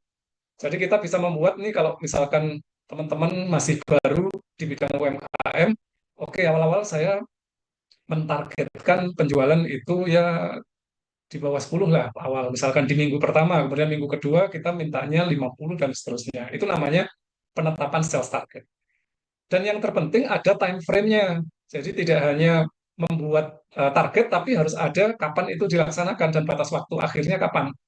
Karena ketika itu dibuat, teman-teman, Bapak Ibu, dan mahasiswa sekalian yang saya hormati, kita bisa mengevaluasi apakah tindakan atau aktivitas pemasaran kita efektif atau tidak, gitu kan? Dengan cara kita tahu tuh kapan berakhir dan di situ kita lakukan evaluasi. Apakah target tercapai? Paling tidak sales target tercapai atau enggak? Kalau enggak, revenue target tercapai atau enggak? Nah, itu akan kelihatan. Ketika dia tercapai, itu akan ada historinya atau catatannya. Ketika itu tidak tercapai, di situ juga akan ada histori atau catatannya yang itu bisa dipakai untuk modal kita membuat strategi di tahap berikutnya ya. Kemudian ada strategi to employ. Nah, ini strategi yang melibatkan sumber daya manusia. Tuh. Ada resource tool atau kita menyiapkan sumber daya terkait dengan aktivitas. Sumber daya di sini bisa sumber daya manusia atau infrastruktur teknologi atau yang lain-lain. Yang terakhir, kita bisa mengidentifikasi obstacle atau hambatan yang akan ditemui pada waktu melaksanakan kegiatan digital marketingnya. Oke, nah ini adalah contoh ketika kita menyusun sebuah rencana aktivitas penjualan ya. Yang pertama kita identifikasi adalah media yang dipergunakan itu apa. Kalau mau dibagi dua kategori itu adalah in-store or online. Jadi kalau sekarang yang tren itu namanya omni channel ya. Jadi jangan sampai kita belajar digital marketing, kita belajarnya semuanya dibikin digital, jangan ya. Karena dunia maya sama dunia nyata dua-duanya harus ada. Jadi ada in-store marketing, ada online marketing. Kita harus pisahkan strategi atau target yang kita buat untuk mencapai penjualan online atau penjualan uh, secara offline ya atau secara langsung. Dan kemudian kita buat namanya wholesale estimate ya. Kita mengestimasi jumlah penjualan secara keseluruhan seperti apa. Nah, di situ kita juga bisa melihat sekarang produk and service-nya apa. Kemudian kita lihat budget cost-nya seperti apa. Kalau di awal mungkin UMKM belum berani main di budget cost tinggi, ya sudah main aja di budget cost rendah. Karena ketika kita melakukan iklan atau mengiklankan sesuatu, kita bisa main di low budget, bisa main di middle budget atau di high budget. Kalau untuk pemula jangan menggunakan eh, estimasi yang terlalu tinggi ya. Baru pemula tiba-tiba mengalokasikan dana pemasaran yang begitu tinggi. Jadi pemasaran bukan slot ya. Ini teman-teman harus harus harus paham tuh. Jadi pemasaran bukan gambling. Pemasaran itu bisa direncanakan dengan baik, bisa diperkirakan hasilnya seperti apa, dan ada tahapan-tahapan untuk mengevaluasi dan menganalisis kira-kira butuh pembiayaan berapa dan itu akan dilakukan seberapa lama. Itu ada pertimbangannya. Kemudian ada project sales-nya seperti apa, apakah di marketplace atau secara online atau secara keseluruhan. Kemudian ada distribution strateginya seperti apa. Kalau zaman sekarang kita nggak perlu takut sama distribution strategi karena kita sudah kenal yang namanya jasa pengiriman ya. Kalau zaman dulu mungkin cost paling tinggi itu ada di distribusi atau jalur distribusi. Kalau kita kenal ada materi tentang supply chain atau tentang ini mahasiswa yang mungkin belajar ilmu bisnis atau ilmu manajemen, itu sebetulnya zaman dulu cost yang relatif tinggi itu ada di jasa pengiriman atau shipping ya, shipping atau kita sebutnya adalah eh, apa namanya jasa pengiriman ya, ketika produk itu dipesan dan sampai ke tangan konsumen. Sekarang itu bisa menjadi outsource, jadi nggak jadi masalah. Distribution strategi kita bisa memanfaatkan eh, beberapa perusahaan jasa pengiriman dan itu bisa kita kita optimalkan penggunaannya. Kemudian di situ ada propose deadline. Jangan lupa semua strategi harus ada batas waktunya. Jadi mahasiswa ini biasa bikin bisnis plan, saya sering koreksi itu rencananya bagus tapi nggak jelas.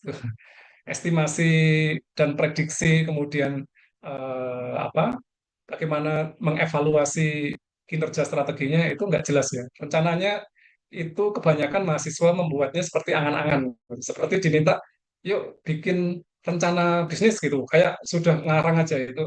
Saya mau jualan ini, saya mau jualan ini, saya mau jualan ini. Ya mungkin nggak apa-apa kalau bagi pemula, tapi kalau bagi orang yang memang terjun secara profesional di dunia digital marketer, teman-teman harus tahu bahwa everything is on on schedule. Jadi jangan sampai ada sesuatu yang tidak ada di schedule atau di perencanaannya. Itu kemudian tentukan tugas dan KPI. Teman-teman tentu nggak asing dengan KPI. Ada yang tahu KPI? Ya, jadi kita menentukan sesuatu berhasil atau tidak berhasil ya kita harus tahu batas untuk performance indeksnya di mana itu. Jadi memenuhi atau tidak memenuhi, tercapai atau tidak tercapai itu bisa terlihat ketika sudah ada kriterianya, kriteria. Jadi setelah ini mungkin kita coba membuat ya. Nah, ini ada sales channel, kemudian ada product service, ada seterusnya. Sudah ada in-store online and wholesale. Ini contoh saja, nanti bisa dibuat kalau misalkan cocok, kalau tidak ya teman-teman bisa menggunakan eh, konsep atau model yang lain ya, karena banyak modelnya.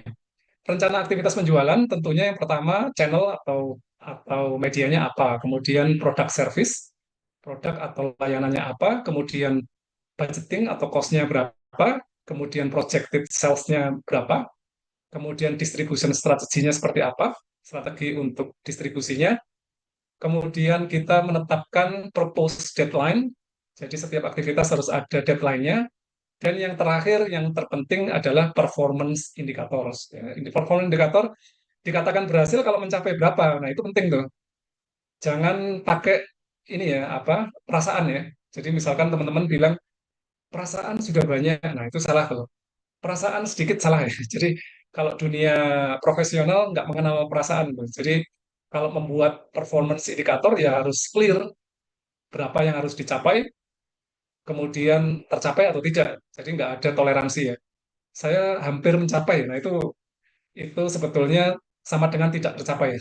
Tapi nanti mungkin di pembahasannya bisa dikatakan, oh ya hampir tercapai. Oke, ini salah satu strategi kalau misalkan UMKM belum punya marketplace ya pakai aja Facebook Marketplace itu kan gampang. Semua yang punya akun Facebook bisa jualan di Facebook Marketplace, tinggal upload. Kemudian di sana audiensnya juga sudah ready. Kemudian di sana juga beberapa kemudahan-kemudahan ada. Yang penting gratis ya, gratis.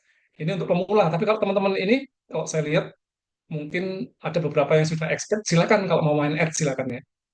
Jadi saya ini spesialisnya di pemasaran organik ya teman-teman. Jadi kalau teman-teman mau belajar pemasaran organik mungkin bisa diskusi banyak dengan saya. Tapi nanti kalau pemasaran melalui ads itu ada sendiri yang memang spesialis di sana. Kalau saya termasuk orang yang pelit untuk anggaran iklan ya, karena menurut saya tanpa tanpa budget pun bisa. Jadi selama ini yang saya lakukan karena saya fokus mempelajari SEO itu ternyata tanpa budget bisa, ternyata tanpa budget bisa. Terus kita turun lagi ke unit yang ketujuh, menangani keluhan pelanggan. Saya kira langsung saja, ini nggak usah terlalu panjang ya, teman-teman. Salah satu tugas kita sebagai seorang digital marketer adalah kita siap menerima keluhan ya. Jadi tidak semua berjalan smooth atau lancar ya. Ada kalanya kalau kita jualan di marketplace, misalkan di Shopee atau Tokopedia, ada namanya retur ya, barang dikembalikan. Atau ada namanya ulasan negatif gitu. Teman-teman harus siap tuh, jangan sampai kita anti terhadap ulasan negatif ya. Nah, cara untuk mengantisipasi atau menangani keluhan pelanggan itu tidak bisa pakai perasaan. Sekali lagi, kalau seorang digital marketer profesional, kita harus menggunakan standar yang memang sudah dibuat dan itu harus dijalankan. Kalau disebut SOP, silakan. Jadi kita tahu tuh, kalau misalkan ada keluhan, pertama harus ngapain, yang kedua harus apa, yang ketiga harus apa, yang keempat harus apa, dan seterusnya. Di sini sudah diajarkan teman-teman di elemen kompetensi yang pertama, ketika ada keluhan, tugas kita yang pertama adalah satu, mendengarkan sepenuhnya. Ini yang sepele tapi banyak yang tidak paham ya. Kalau kita lihat di beberapa layanan publik, misalkan, saya ambil contoh, misalkan rumah sakit atau pelayanan publik, ketika ada keluhan atau ada masalah, seringkali yang dilakukan defense ya. Defense itu langsung skakmat gitu. Dia bilang, loh Bapak nggak baca ada aturannya. Ini ada SOP-nya loh Pak. Loh Pak, saya sudah menjalankan ini. Itu namanya defense ya.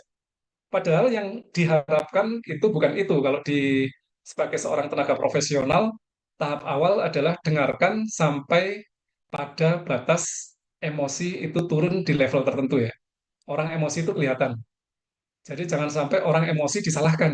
Meskipun sebetulnya dia salah, kalau kalau kita salahkan itu bisa jadi perkelahian, perkelahian ya. Tentu teman-teman sering lihat tuh ada yang eh, berkelahi di jalan raya tuh, di jalan raya. Itu kan emosi sesaat tuh, karena memang nggak bisa ngontrol ya. Jadi kalau kita melakukan kesalahan, ya pertama ya dengarkan baik-baik, Pak, saya salahnya di mana? Oke, Pak, saya minta maaf kalau memang itu adalah kesalahan dari saya. Dan kemudian diklarifikasi, betulkah kesalahan dari saya? Gitu kan tanpa harus menyatakan Bapak yang salah, saya yang salah, Bapak yang salah, itu kan nanti malah malah nggak selesai-selesai masalahnya. Kemudian yang jelas permohonan maaf, jangan pelit terhadap permohonan maaf. Kemudian ada tenggat waktu penanganan, kemudian ada catatan tertulis terhadap keseluruhan.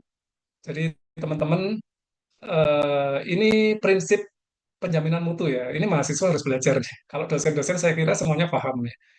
Prinsip penjaminan mutu itu adalah menjalankan yang ditulis dan menulis yang dijalankan. Jadi jangan lupa kita berpedoman pada sesuatu yang sudah kita buat atau kita menulis apa yang harus dijalankan. Jadi bolak-balik tuh.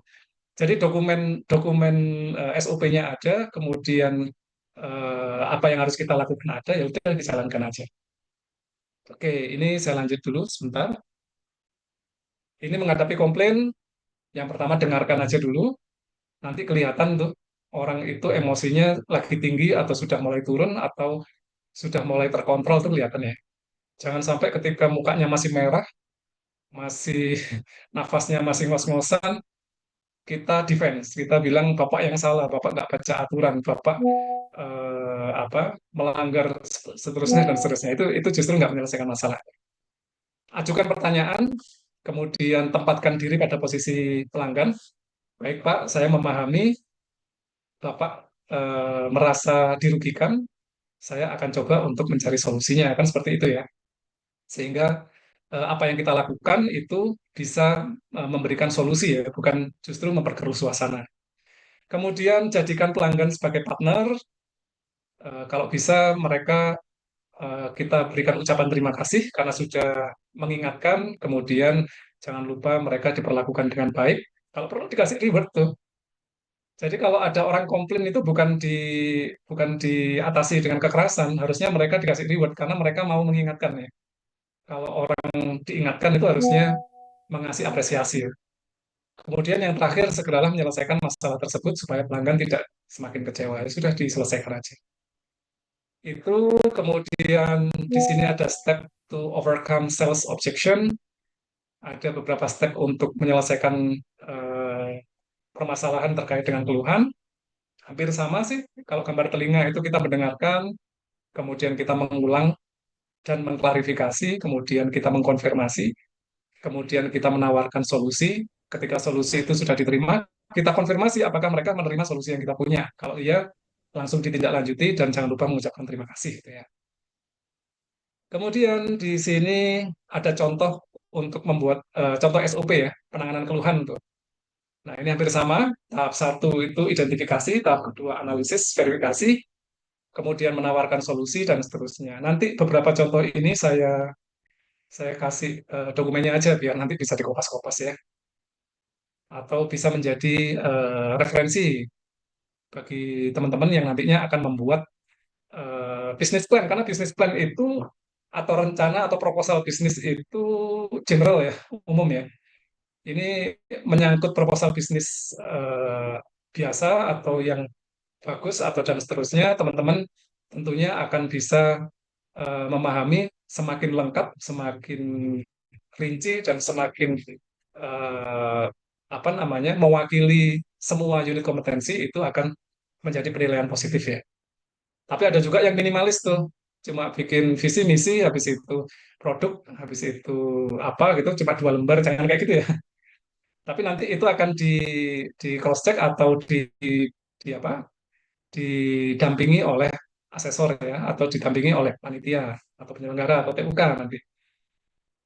Itu kemudian ini yang nomor 8 terakhir. Akhirnya kita masuk ke yang terakhir ya, karena batas waktu kita sampai jam 5, nanti 20 menit kita diskusi aja, atau 15 menit kita diskusi ya. Nah, ini meneliti sumber permasalahan klien, membuat perencanaan iklan ya, terus merumuskan strategi solusi, kemudian menentukan pesanan utama untuk kampanye iklan, kemudian di situ ada tentang pentingnya kreativitas dalam membuat sebuah media iklan. Kemudian di situ ada menentukan parameter untuk evaluasi. Parameter untuk evaluasi itu adalah KPI atau kriteria performance index ya. Dan wajib ada. Jadi kalau nanti teman-teman diminta untuk membuat bisnis plan atau proposal bisnis, jangan sampai lupa harus ada indeks performance atau kriteria pencapaiannya seperti apa. Karena dengan adanya itu kita tahu bahwa bisnis itu nantinya akan sesuai atau tidak sesuai ya. Kalau tidak ada itu, tidak ada timelinenya dan tidak ada yang lain-lainnya, hanya sekedar seperti artikel seperti itu akan sia-sia nanti pelatihan hari ini. Ini harusnya teman-teman harus bisa membuat bisnis plan atau proposal bisnis yang bagus ya. Bagus. Anggap saja sebagai proposal bisnis yang benar-benar gitu. Kalau bisnisnya sudah dijalankan, alhamdulillah. Kalau belum dijalankan, ya kita tetap harus serius tuh.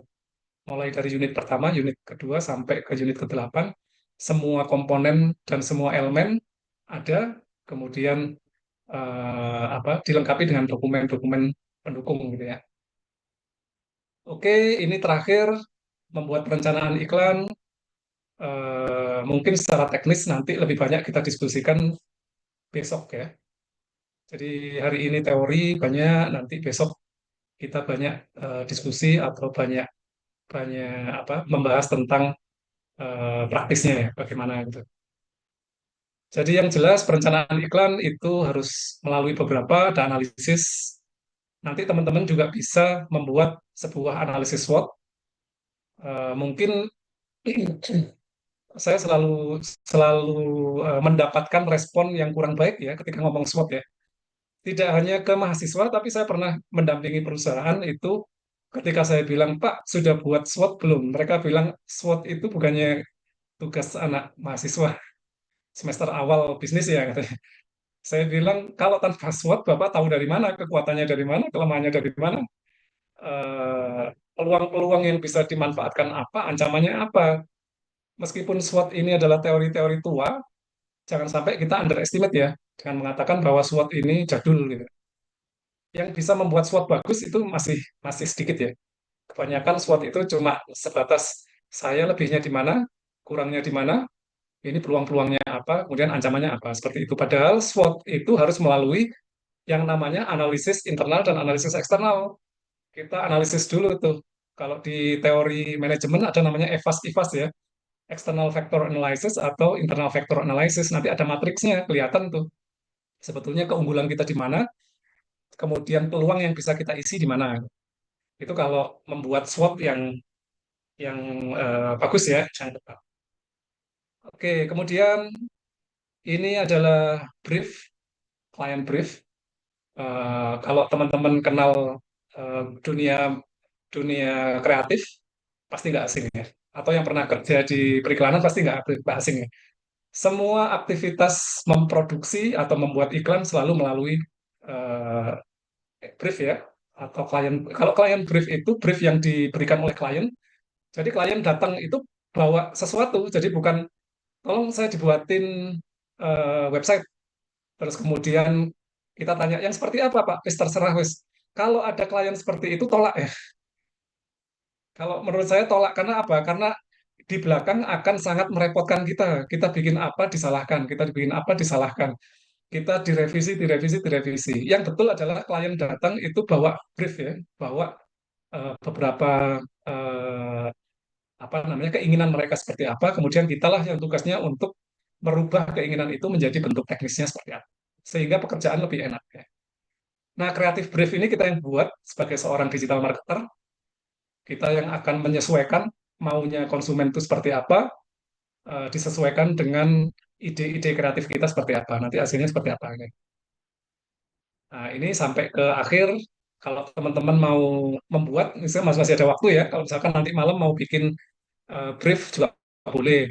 Maksud saya, manfaatkan belajar hari ini itu bukan hanya untuk memenuhi tugas ya. Kalau menurut saya, karena seorang pendidik, teman-teman bisa mengeksplor lebih jauh. Tadi yang saya sampaikan full ya, semua semua unit kompetensi. Kalau bisa diwujudkan dalam bentuk dokumen silakan. Tapi kalau misalkan kita hanya mengikuti apa namanya tugas yang disyaratkan, nah itu juga silakan, boleh-boleh aja. Oke, ini sudah. Kemudian ini analisis kompetitornya, kemudian ini analisis SWOT ya. Nanti bisa silakan dilihat sendiri. Oke, saya kira itu. Ini KPI terakhir teman-teman. Siapa tahu nggak paham bagaimana cara melihat rumus hitung KPI untuk akun IG misalkan, atau bagaimana melihat iklan kita itu berhasil atau nggak berhasil ya. Nanti bisa kita diskusikan pakai tanya jawab aja untuk ini. Jadi kita melihat konten kita itu mencapai KPI yang mana itu. Apakah mencapai pertumbuhan yang bagus atau tingkat pertumbuhan, atau kita kita kejar adalah viralitas, atau yang kita kejar adalah konversi, jumlah mereka yang kemudian eksekusi sampai beli, atau cuma untuk melihat jangkauan iklan, atau sampai akhir itu ada click through atau presentase klik ya. Jadi kalau ada iklan itu kebiasaan kita kan ada dua. Yang pertama adalah scroll scroll scroll lanjut. Yang berikutnya adalah kita klik untuk melihat informasi selanjutnya. Nah, parameter evaluasi kinerja itu ada di sebelah kanan. Saya kira itu aja untuk hari ini, supaya diskusinya agak panjang ya. Kita masih ada waktu 10 menit sampai 15 menit, tapi saya serahkan semuanya ke host atau pembawa acara. Mungkin sementara saya akhiri dulu. Saya kembalikan ke host. Assalamualaikum warahmatullahi wabarakatuh. Pak. Waalaikumsalam. Terima kasih. Baik, untuk yang bertanya, silakan.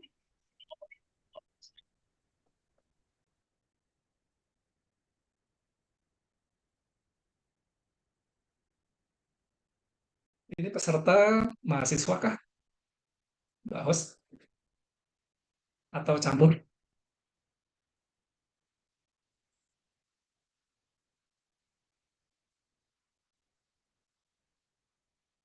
Mahasiswa, Pak. Oh iya, baik.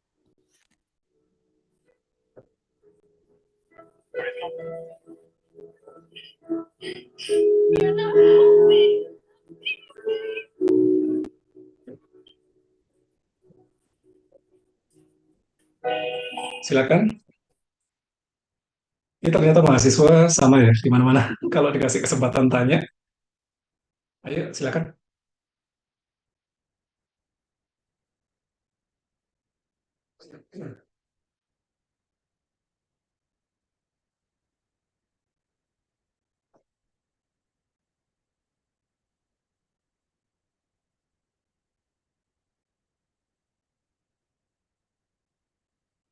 Ya, itu aja Mbak dari Mas Lutfi.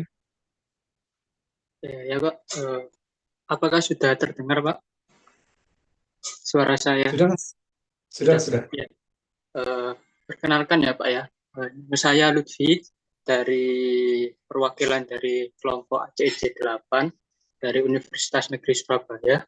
Nah, ini saya mau bertanya, Pak, tentang mekanisme tentang uji kompetensinya nanti, Pak. Nah, ini saya dapat informasi dari beberapa teman saya yang pernah ikut sertifikasi digital marketing itu. Nantinya dalam pengujian ini tuh nantinya ada kayak seperti presentasi gitu, Pak. Nah, apakah itu seperti itu, Pak ya? Saya mau bertanya seperti itu, Pak. Terima kasih.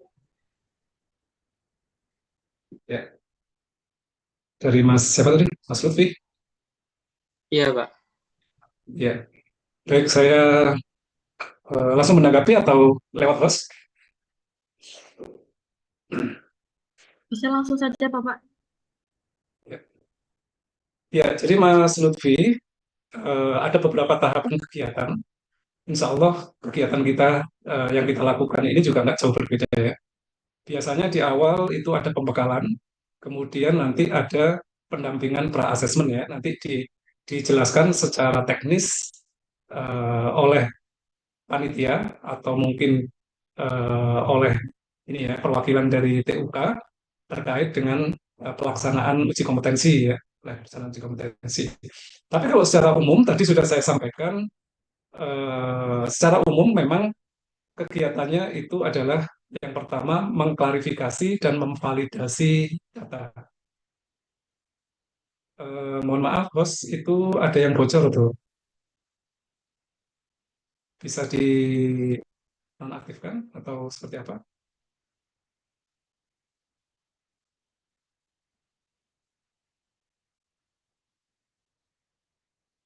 Oke, baik. Jadi, Mas Lutfi, sebetulnya tahapan ini baru tahapan awal ya. Jadi di awal ini pembekalan terkait dengan apa penyampaian unit kompetensi dan juga elemen kompetensi yang ada pada skema yang diambil gitu kan. Nah, biasanya nanti ada apa namanya tahapan selanjutnya adalah pendampingan, kemudian ada beberapa pengumuman-pengumuman terkait dengan teknis.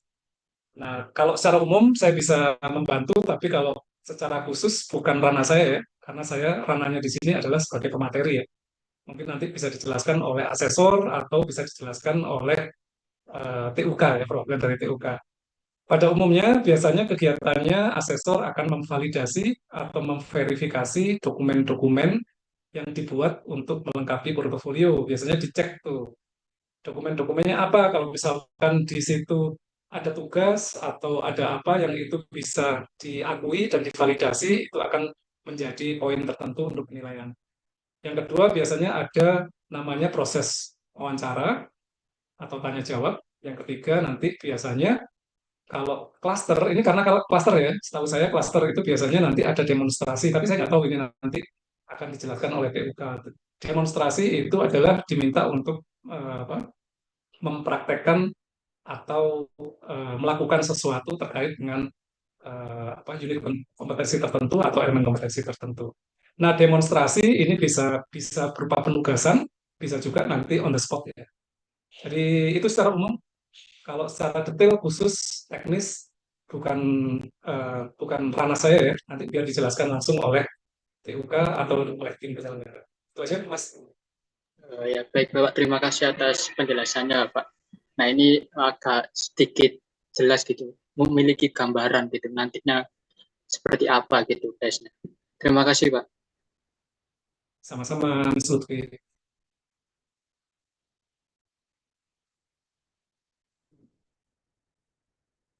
Ada lagi? Masih ada sedikit waktu.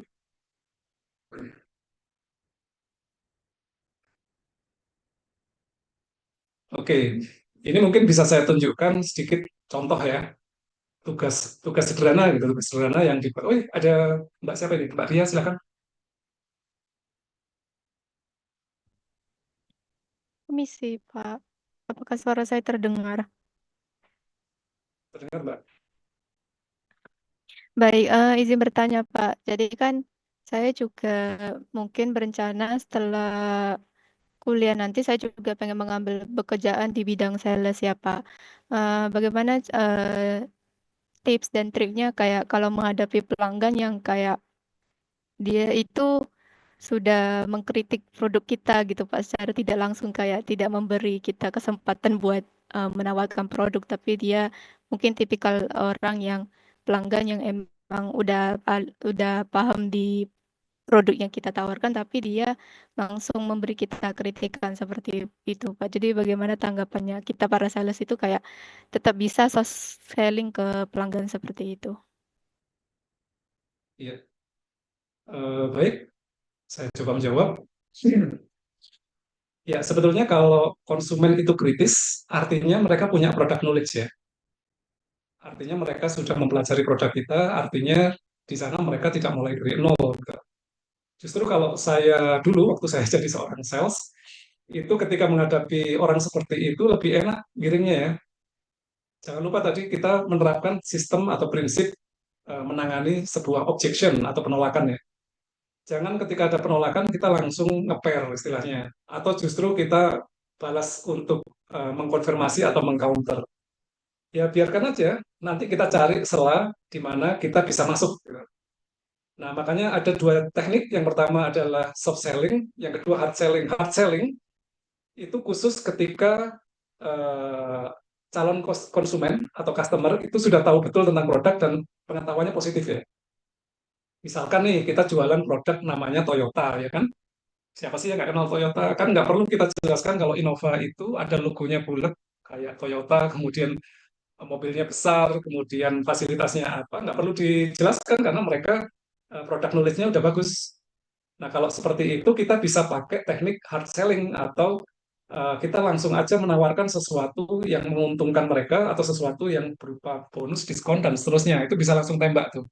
Karena mereka produk knowledge-nya bagus. Nah, berbeda kalau kita berhadapan dengan orang yang produk knowledge-nya sedikit. Misalkan saya nih, saya kan jualan produk asuransi. Nah, ketika saya menemui seseorang, saya kan jual produk asuransi jiwa dulu. Kan jualan produk nyata dengan produk asuransi kan beda. Kalau produk nyata kan bisa test drive. Kan kita bilang, saya jualan motor nih Pak, jualan mobil, fasilitasnya bagus Pak, kalau nggak percaya silakan coba. Kalau saya asuransi jiwa, meninggal dunia klaimnya 500 juta, cacat permanen keluar 300 juta, dan seterusnya. Masa saya bilang, silakan dicoba Pak, test drive. Kehilangan jari satu itu akan keluar 50 juta, nanti kehilangan dua jari, tiga jari itu akan bisa keluar. Bukan seperti itu, maka pendekatannya kita adalah soft selling. Kita mengedukasi dulu sampai dia siap untuk menerima produk kita, baru kemudian kita lakukan hard selling. Jangan langsung langsung tembak. Karena konsumen itu beda-beda ya. Konsumen itu taraf pengetahuan terhadap produk itu berbeda-beda. Mungkin itu sedikit, Mbak Lia. Iya, Pak. Terima kasih atas jawabannya.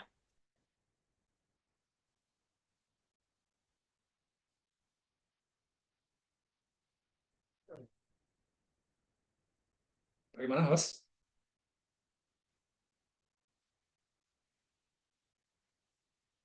Baik, sudah tidak ada yang bertanya lagi. Kalau sudah tidak ada, boleh kameranya dinyalakan semua terlebih dahulu. Kita foto bersama terlebih dahulu. Oh ya, sebentar. Ini kan ada gambaran tugas ya. Mungkin nanti lebih tepatnya akan dijelaskan oleh tim dari TUK ya. Tapi kalau Mungkin teman-teman untuk diminta tugas gimana? besok ya, Bapak. Jadi Oh iya, selesai boleh. pelatihan besok akan dijelaskan tugas-tugas. Oke, oke. Siap. Baik, Baik, saya tutup ya. Selamat sore. Assalamualaikum warahmatullahi wabarakatuh. Kurang lebihnya mohon maaf. Saya kembalikan ke host. baik, boleh Waalaikumsalam dinyalakan kameranya terlebih dahulu. Kita foto bersama dengan Pak Fahmi.